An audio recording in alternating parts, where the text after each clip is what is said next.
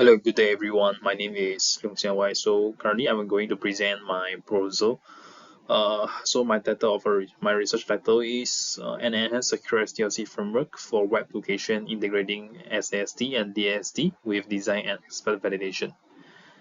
Okay, the focus of this study is not to develop a new vulnerability detection tool, but to enhance how security practices are structured within the secure software development lifecycle, specifically for the web application.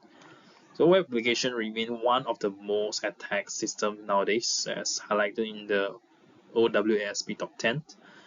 Despite the existence of frameworks such as NIST, SSDF, and OWASP, and we can find that the vulnerabilities still persist.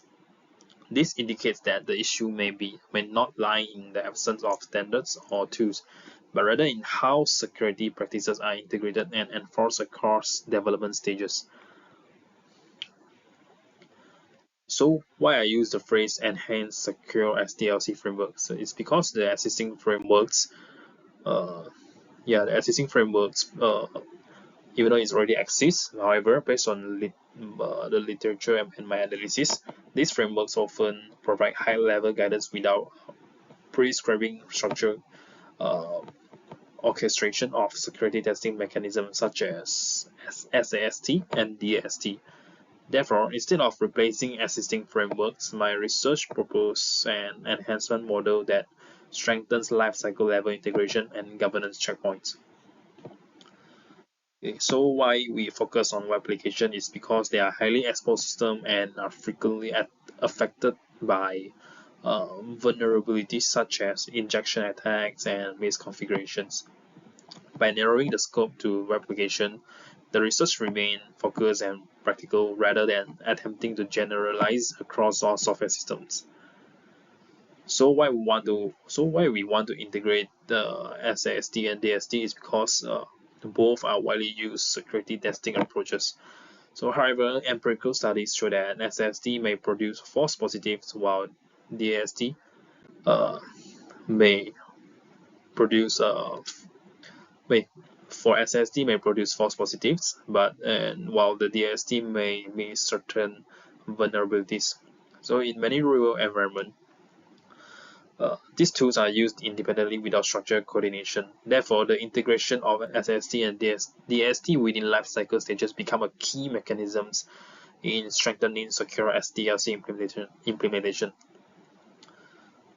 And also, my research does not aim to conduct a full industrial deployment or quantitative vulnerability reduction experiment, as that would require large-scale infrastructure and extended time. Instead, this study adopts a design-oriented approach. I first identify lifecycle gaps from literature and uh, design, uh,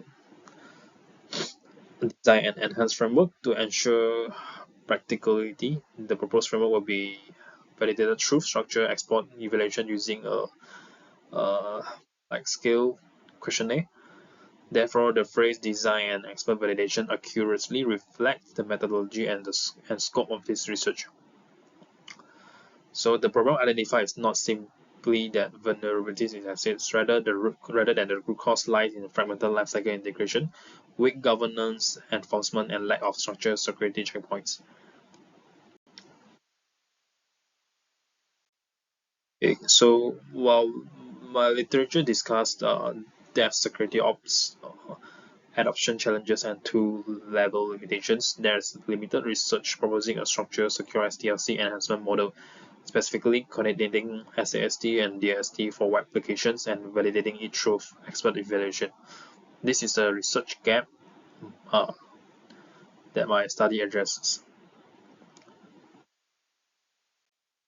Okay, so for the methodology, we consists of three phases. So first is the gap analysis through structured literature review. Second is a framework design incorporating lifecycle checkpoints and governance alignment.